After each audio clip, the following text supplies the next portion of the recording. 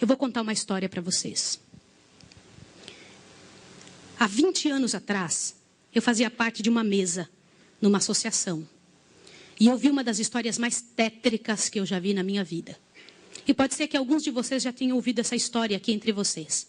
E se já ouviram, vão lembrar comigo essa história com dor. Uma certa ocasião, numa igreja de um certo lugar no Brasil, uma mocinha pediu licença para conversar lá na frente, no microfone. Ela frequentava a igreja um ano e pouco. E ela pegou o microfone da mão da moça que estava terminando a escola sabatina e falou: eu tenho que contar para vocês um pecado meu. E as pessoas paralisadas olhando ela falar. E ela disse: eu quero contar para vocês. Estava ali na igreja naquela hora, o pastor se arrumando ali, ajeitando alguma coisa, a esposa do pastor com os 2 filhos, mais ali no lado da esquerda, da minha esquerda, e a igreja toda ali junta. Vocês sabem que entre a escola sabatina e culto a igreja fica bem cheia? E ela disse: eu tenho que contar o meu pecado para vocês. E o pecado que eu tenho que contar é que eu sou amante do pastor. Na hora que ela disse isso, a esposa do pastor desmaiou ali na hora. E os filhos correram para acudir. E o pastor veio para ela e falou assim: o que você está falando? Você enlouqueceu? Que isso, menina? Ela falou: eu tinha que contar, eu preciso resolver meu problema. Eu preciso salvar a sua alma. Eu preciso resolver você. Os danitas, eles sempre usam essa: cuidado, eu preciso ajudar. Sempre usam a palavra da ajuda, viu? E naquele momento a igreja toda ficou em alvoroço. Eu não preciso dizer que não houve culto. Não houve culto. Não conseguiram fazer o culto. A esposa do pastor foi levantada dali, foi levada lá para fora. O pastor não sabia o que fazer. Começou a dizer: irmãos, por favor, isso é um grande mal-entendido. Ela dizia: não é, meu bem. Eu precisava dizer, eu tenho que salvar você e tenho que salvar a mim. E ela foi levada para um quartinho, a esposa do pastor foi atrás e começou a conversar com ela, e falou com ela, e foi um alvoroço muito grande. E ela disse: olha, eu vou te provar que isso é verdade. Nós combinamos que ninguém nunca ia saber, foi uma coisa muito bem feita, mas eu preciso te contar. E falou para a esposa do pastor: prestem bem atenção no que eu vou dizer. Falou: só tem uma maneira de você me acreditar, vem aqui. O seu marido tem uma marca na genitália dele. E a marca é assim, assim, assim. E a esposa olhou para ela e acreditou nela na hora. Sabe por quê? Porque aquele pastor nunca tinha tido contato sexual com nenhuma pessoa, só com sua esposa. Eles se casaram virgens. E ela disse: ninguém sabe disso. Como é que essa moça sabe? Consegue imaginar o que é isso? E ela também nunca tinha contado isso para ninguém. E ela pegou a esposa do pastor, passou a acreditar. E ela contou detalhes sobre o corpo do pastor, detalhes sobre ele, até de coisas que ele falava enquanto dormia. Preste atenção. Eu não preciso dizer para vocês que aquele casamento acabou. A igreja todinha daquele pastor entrou num estado de bancarrota que vocês não têm ideia. Uma palavra, como diz Tiago, pode estragar a vida de uma pessoa para sempre. Sabe quantos anos se passou dessa história? Até que eu fiquei sabendo, isso foi há 20 anos atrás que eu fiquei sabendo. Já tinha se passado 20 anos que isso tinha acontecido. Por que eu fiquei sabendo dessa história? Foi numa mesa, numa comissão, numa associação. O presidente um dia nos chamou e disse o seguinte: irmãos, eu preciso da ajuda de vocês e oração por algo. O que foi? Há 20 anos atrás aconteceu a história de um pastor e contou toda a história para nós. Foi numa igreja assim, assim, assim, e nós tiramos a credencial desse pastor. E esse pastor foi para um sítio e ficou sozinho. A esposa dele é casada, tem outros filhos, está vivendo a vida dela. Mas eu fui chamado, olha o presidente nos contando. Eu fui chamado há alguns dias na casa de uma senhora com os cabelos todos brancos morrendo de câncer. E essa mulher morrendo de câncer pediu muito para falar com um pastor. Mas tinha que ser o presidente da igreja adventista. E eu fui até lá porque eu sou o presidente. Quando eu cheguei lá, a mulher me contou que ela tinha sido a moça que tinha falado aquilo do pastor. A amante, a suposta amante do pastor. E ela contou para o presidente que ela havia inventado toda essa história. Mas como que ela sabia dos detalhes do corpo do pastor? Na ocasião em que ela tinha se apaixonado pelo pastor. Ela trabalhava como faxineira dentro do hospital. E o pastor foi internado, prestem atenção, internado para uma cirurgia de apêndice e passou muito mal. E ela era amiga de uma enfermeira. E entrou dentro do quarto junto com a enfermeira, destampou o corpo do pastor e olhou o corpo do pastor todo, durante o tempo em que o pastor estava dentro do hospital em coma.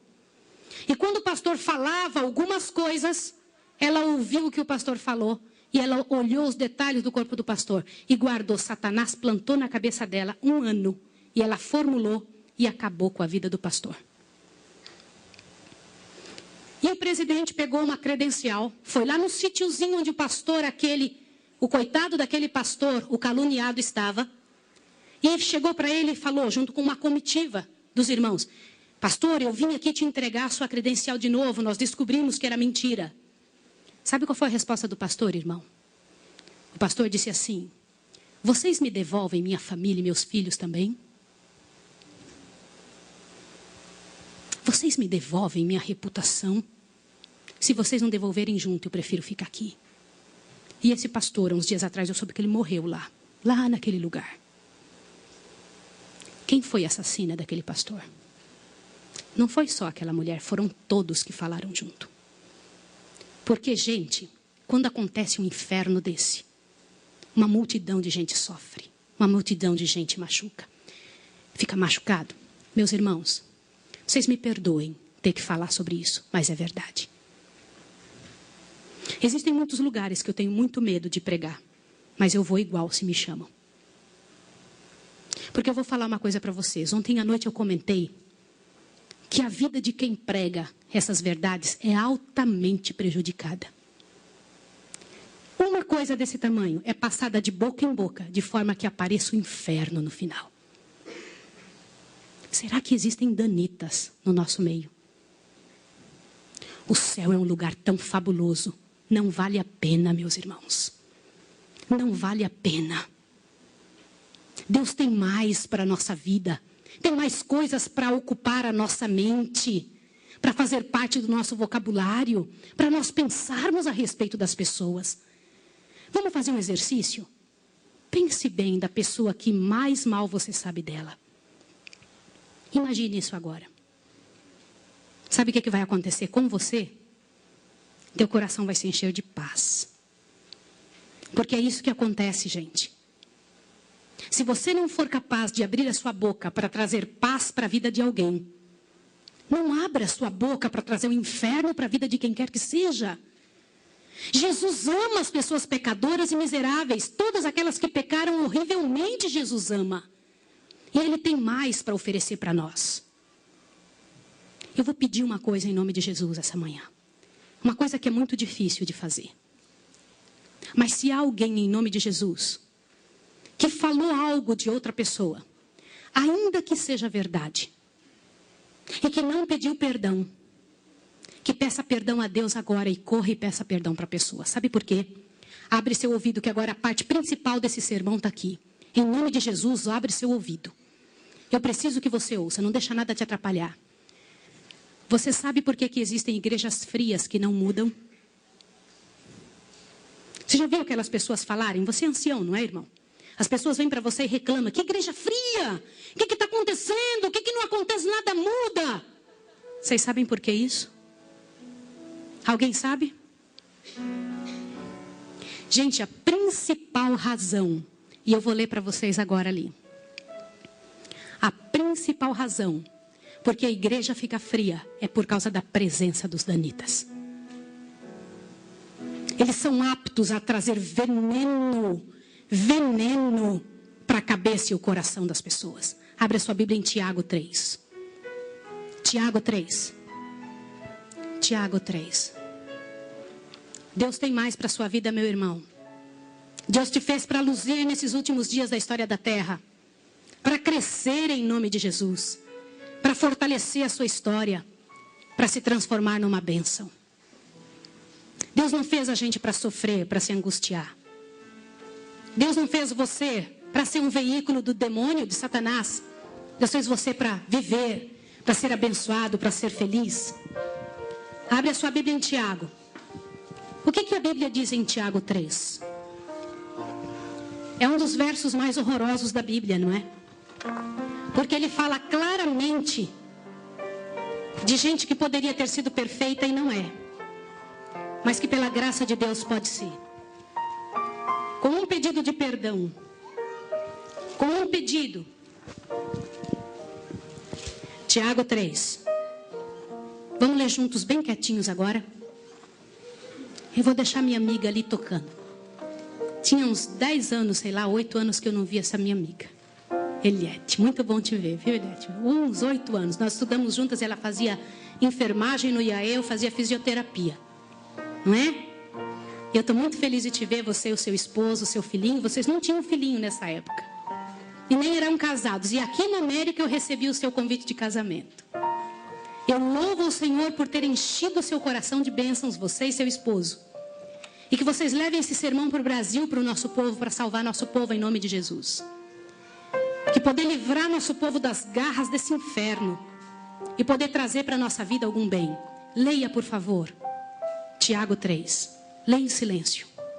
E pede para Deus encher o seu coração. Olha o que diz aí.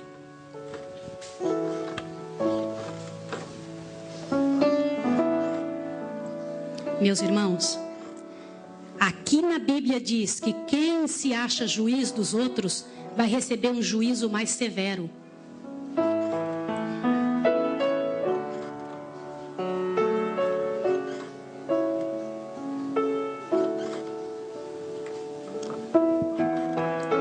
Eu vou ler com vocês. Meus irmãos, não sejais muitos de vós mestres, sabendo que recebemos um juízo ainda mais severo. Todos tropeçamos em muitas coisas.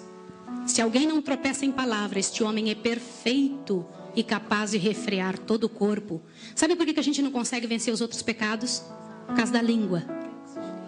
Aqui está escrito isso, vocês acabaram de ler isso. Avante. Ora, quando pomos freios na boca dos cavalos, para que nos obedeçam, conseguimos dirigir todo o corpo. Vede também os navios que, sendo tão grandes e levados por impetuosos ventos, como um pequenino leme, se voltam para onde queria o impulso do timoneiro.